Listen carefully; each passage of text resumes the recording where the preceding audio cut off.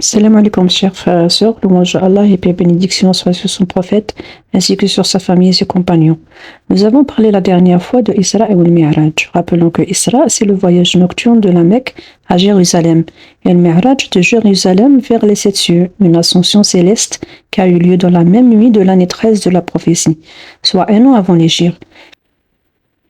Mais concernant la date exacte, il y a des divergences dans les rapports. Le prophète Mohammed, que le salut soit sur lui, quand il est rentré chez lui et s'est endormi, et le matin, quand il se réveilla, il voulait raconter aux gens son voyage, mais il était soucieux et anxieux, car il sait que son récit sera accueilli avec ironie et qu'ils vont l'accuser de sorcellerie, de folie, ils vont l'accuser d'être un menteur. Comment donc le croire? Il dit qu'il s'est assis devant la Kaaba, triste, et Abu Jahl passa par là. Le vit dans tel état, il lui demanda: qu'as-tu? D'une manière ironique, bien sûr. Il t'est arrivé quelque chose? Le prophète Mohammed répondit oui.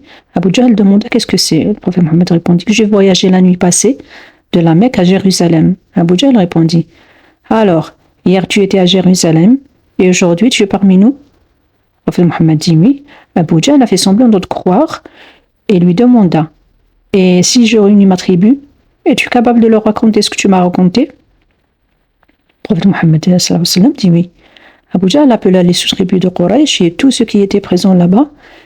Et donc il réunit son peuple et leur apprit que le messager de Dieu leur avait décrit ce qu'il avait vu. Il dit qu'il a voyagé la nuit de la Mecque à Jérusalem. Et bien sûr, il commençait à se moquer de lui.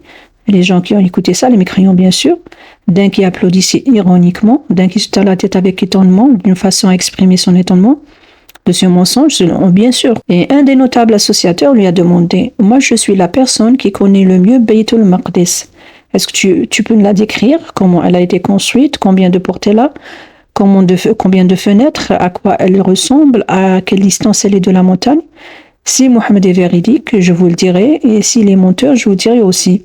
Le prophète Mohammed, que le salut soit sur lui, commençait à décrire ce qu'il a vu, puisque quand il a voyagé la nuit de l'Isra de la Mecque à Jérusalem, il avait une caravane de Quraysh. Il leur a cité combien de chameaux il y avait, ainsi que les bagages qu'ils avaient apportés avec eux.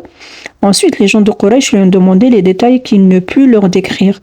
Alors, il était affligé par cette incapacité de répondre, et Allah le secourra bien sûr. Il le lui montre comme s'il était devant ses yeux. C'est alors que Jérusalem fut levée de sa place, et le messager de Dieu s'est mis à la contempler, comme lorsque l'un d'entre nous regarde sa maison, à savoir comment elle est construite, quel est son aspect, sa proximité relativement à la montagne, et ainsi de suite. Et à chaque fois, l'autre lui disait: tu dis vrai. Et dans une version, quant à sa description, je jure par Dieu qu'il est véridique. Et dès qu'il lui pose une question, elle répondit, parce qu'il la regarde comme si elle était en face de ses yeux. Par conséquent, un groupe de gens, à petit nombre, a cru en lui, et un autre groupe ont abjuré leur religion. Ils ont quitté l'islam malheureusement. Abu Jahl dit: Mohammed nous fait peur en racontant des histoires sur l'arbre de Zaqqum. Prenez donc des dattes du beurre et mangez. Mais l'ami du prophète Mohammed, Abu Bakr, était absent à cette assemblée et n'avait pas encore entendu cette nouvelle. Et ceux qui en apostasiaient, ceux qui ne le crurent pas, le traitèrent de menteur et se moquèrent de lui. Ils se sont alors adressés à Abu Bakr et lui ont dit: ton ami prétend qu'il est allé la nuit à Jérusalem et qu'il est revenu à la Mecque en une seule nuit. Abu Bakr leur a dit: a-t-il vraiment dit cela? Ils lui ont répondu oui. Il leur rétorqua immédiatement: alors je témoigne, s'il a dit cela, il est véridique. Ils lui ont dit: tu crois qu'il dit vrai quand il dit qu'il est allé à Jérusalem en une seule nuit pour revenir à la Mecque avant le matin?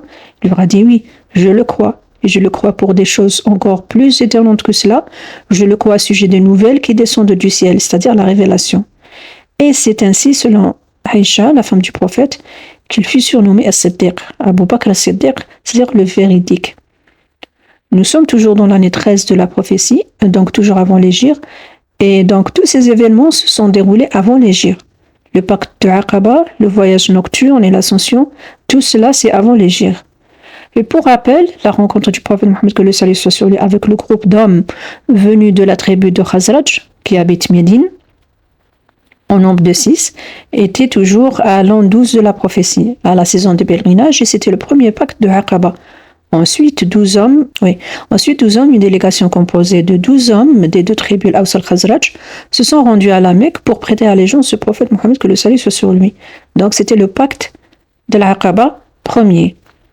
Un an après, dans l'année 13 de la prophétie, et c'était la saison de pèlerinage toujours, près de 500 hommes sont venus de Aws et de Khazraj pour faire le pèlerinage.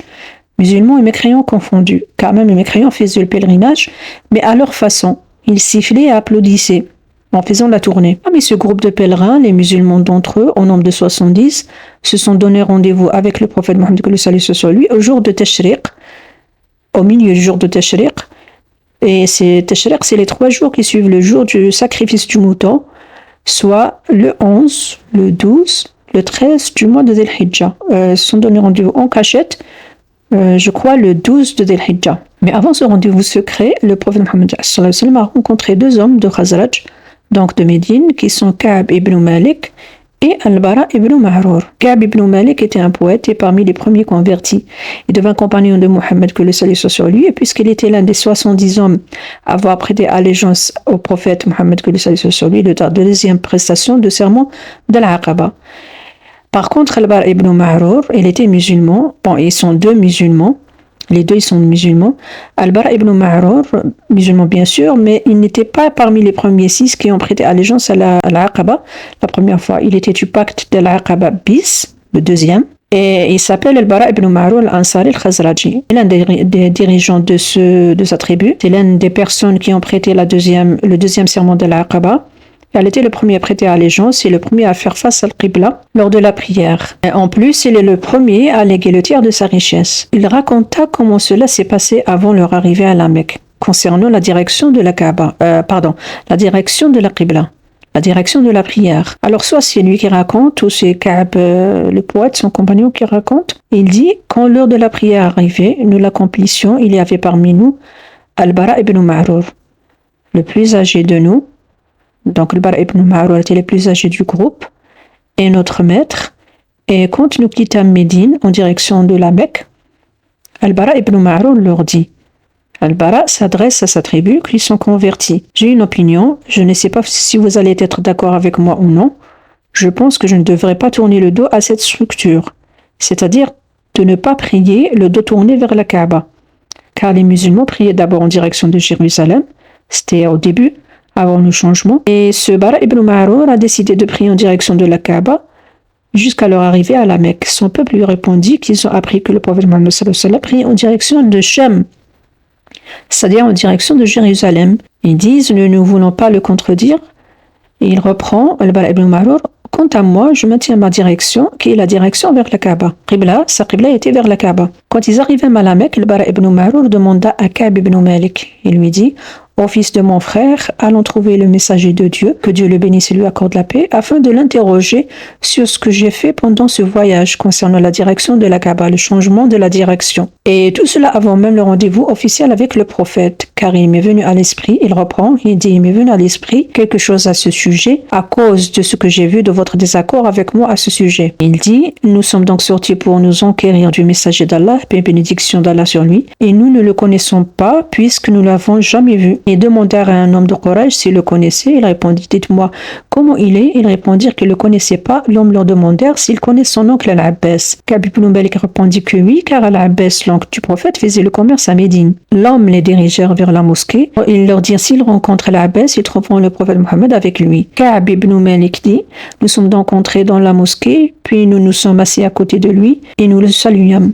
Le prophète Mohammed, que le salut soit sur lui, demanda à son oncle Al-Abbas, connais-tu ces 2 hommes? Al-Abbas lui présenta Al-Bara ibn Ma'rur et Ka'b ibn Malik, et le prophète Mohammed a affiché un certain respect quant à leur statut. Al-Bara ibn Ma'rur était maître de sa tribu et Ka'b ibn Malik était un poète.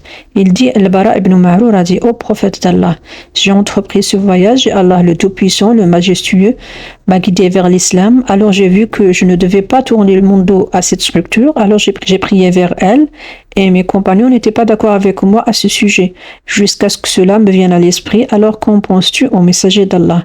Le prophète Mohammed, que le salut soit sur lui, lui répondit, tu étais face à la vraie Qibla si tu étais juste un peu plus patient. C'est-à-dire il fallait juste attendre un peu pour que le prophète Mohammed reçoive l'ordre de changer la direction de la prière. Ka'b raconta, il dit, alors Al-Bara retourna vers la Qibla du messager de Dieu, que Dieu le bénisse et lui accorde la paix, et il prie avec nous face à la Syrie. Il a déclaré à sa famille prétend qu'il a prié vers la Kaaba jusqu'à sa mort. C'est tout pour aujourd'hui. Je vous remercie pour l'écoute et restez à l'écoute si vous êtes intéressé. À la prochaine, Inch'Allah, si Dieu le veut.